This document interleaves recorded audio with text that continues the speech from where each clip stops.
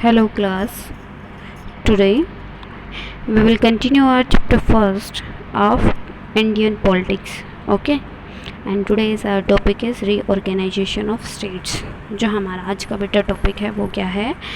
States का reorganise करना. ठीक है. As we know that before the independence in India 565 princely states were there.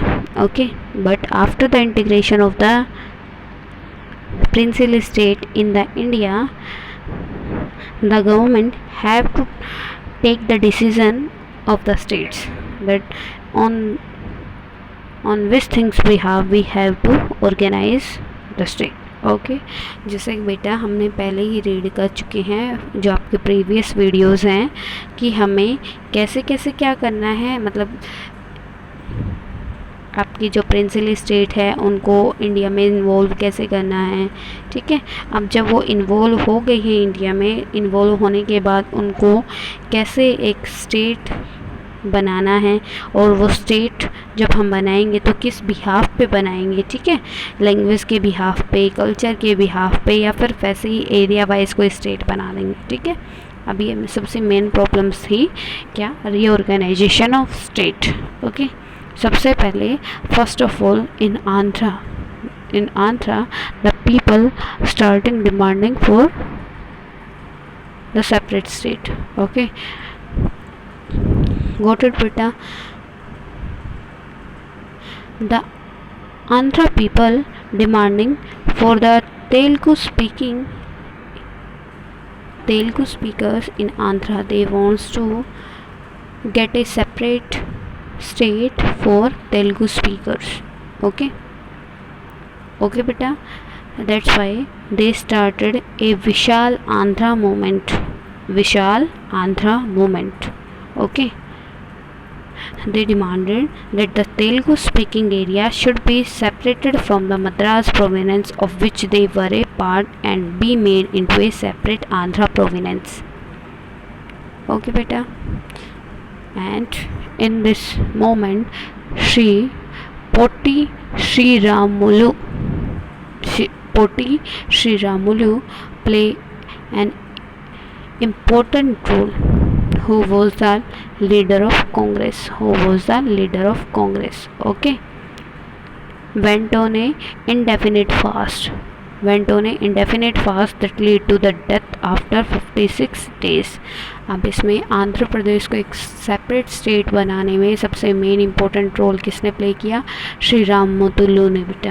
ठीक है. उन्होंने क्या किया था, वो एक कांग्रेस लीडर थे और उन्होंने आंध्र प्रदेश को सेपरेट स्टेट बनाने के लिए क्या किया था, आमरण अनशन किया था. आमरण अनशन होता है बेटा जिसमें हम ना तो कुछ खाते हैं और ना ही कुछ पीते हैं. ठीक है. 56 डेज़ का क्या करने के बाद, फास्ट करने के बाद उनकी क्या हो गई थी, डेथ हो गई थी. After the death of Potti Sri Ramulu, the state situation goes to unstable. Okay, because all the momenters starts violation. Okay, that's why the government accept the demand of the Tamil speakers.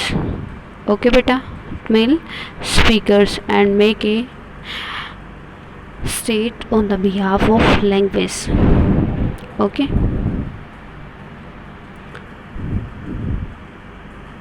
This caused great unrest and resulted in violent outbursts in Andhra region. People in the large numbers took to the street. Many were injured or lost their lives in the police firing.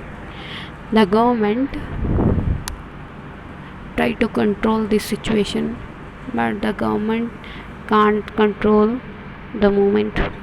The government can't suppress the movement. Okay.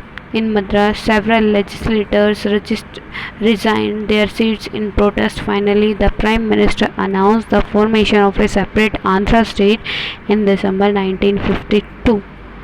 तो finally जब ये सारी चीज़ देखकर, ये वोलेंट जो आपको movement था उसको देखकर फाइनली क्या किया, जो आपके प्राइम मिनिस्टर थे at that time, prime minister Pandit Jawaharlal Nehru announced a separate state which was Andhra in December 1952. Got it? You can see the map after the reorganization administrative. Okay.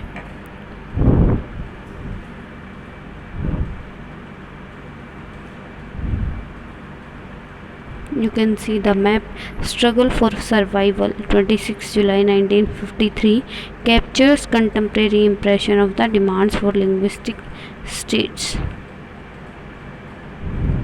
बेटा ये आपके जो हैं, ये जो कार्टून बेस्ड क्वेश्चन है exam में 5 मार्क्स के आते हैं, that you have to concentrate on this types of questions. Okay, first of all अब हम यहाँ पे ये अपना चैप्टर कंप्लीट कर लेते हैं. In next video I will discuss about the old cartoons of chapter first.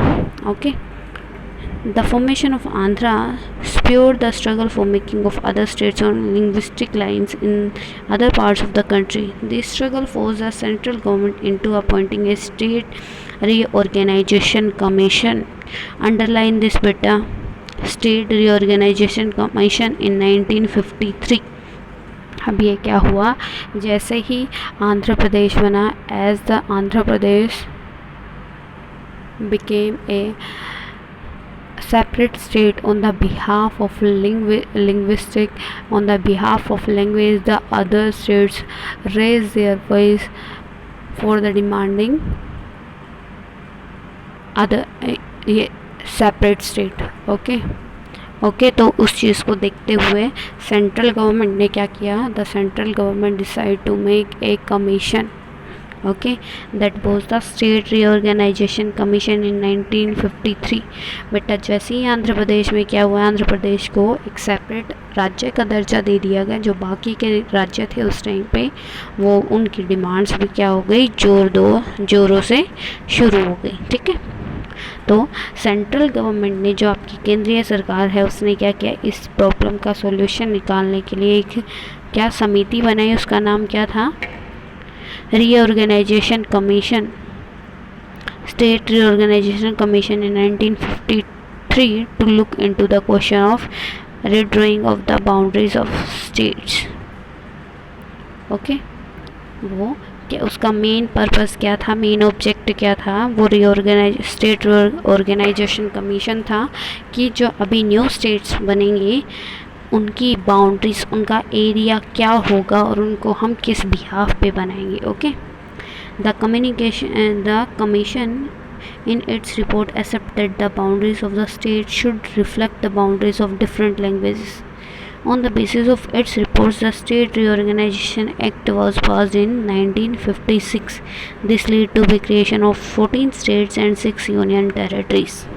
ठीक है बेटा, जो आपकी स्टेट ऑर्गेनाइजेशन कमीशन बनी थी उसने भी इस बात को क्या एक्सेप्ट कर लिया.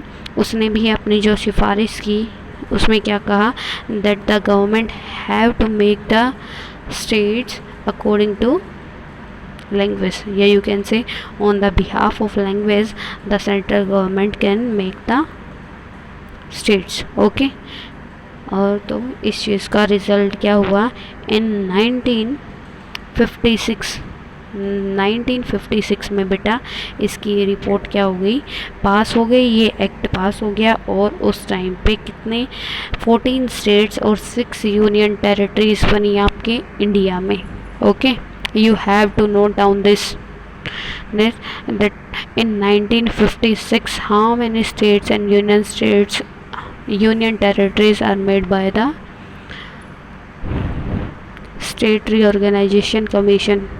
14 states and 6 union territories on the behalf of language. Okay, next one is,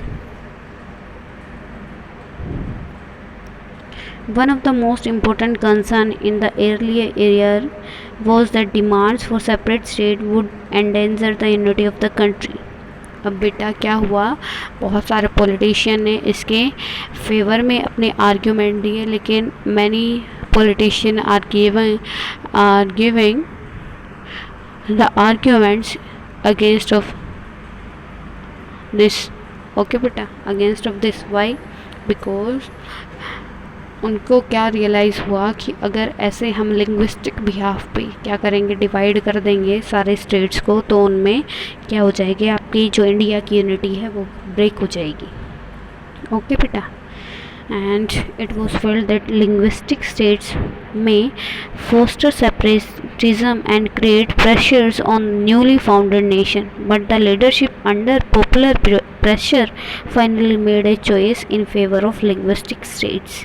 It was hoped that if we accept the regional and linguistic claims of all regions, the threat of divisions and separatism would be reduced. अब ये कहते हैं कि इसके 2 aspects है बेटा, 2 points हैं। First one is, अगर हम क्या करते हैं लिंग्विस्टिक बिहाफ पे स्टेट को बनाते हैं, तो सेपरेशन का जो आपका ये है खतरा, वो हमारे इंडिया पर मंडराता रहेगा। ठीक है, सेपरेशन का मतलब हरियाणा, जैसे at present you can take the example of Haryana and Punjab, the Punjabi peoples, you can say the Punjab regional people give preference to the Punjabi and Haryana regional people give preference to the Haryanvi. ठीक है, तो इससे उनके बीच में नेशन को लेकर किसी टाइप की कोई फीलिंग नहीं होती। ठीक है, they doesn't have the feelings towards their nation, they only having the ये feeling toward their states. It can be the cause of separatism in future. Okay बेटा, कि उनको क्या लगा कि आगे जाके ये क्या हो सकता है, इंडिया के एकता के लिए खतरा हो सकता है। Besides, the accommodation of regional demands and the formation of linguistic states were also seen as more democratic. Now, it is more than 50 years since the formation of linguistic states.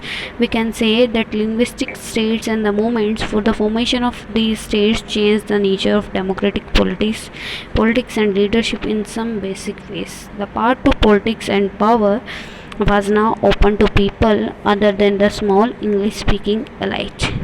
Linguistic recognition also gave some uniform basis to the drawing of state boundaries. It did not to disintegration of the country as many had feared earlier. On the contrary, it strengthened national unity.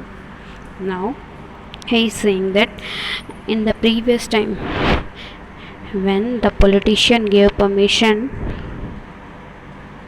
for the formation of state on the behalf of language, they were feared because they think that the linguistic and the becoming of the states on the behalf of language can break the unity of India. But now it is not true. It is false statement because it is given the strength to our unity. Okay, above all, the linguistic state underlined the acceptable of the people of diversity. When we say that India adopted democracy, it does not simply mean that India embraced a democratic constitution, nor does it merely means that India adopted the format of elections.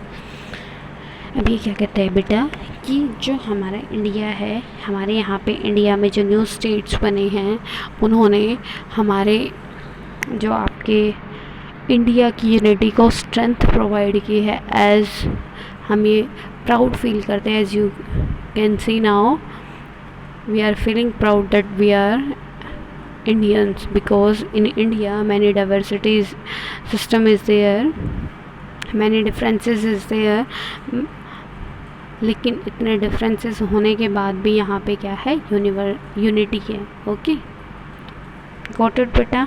then your chapter has been finished and you have to write down the question answer of this chapter. Okay, now I will send the question answer of this chapter to you. Got it beta?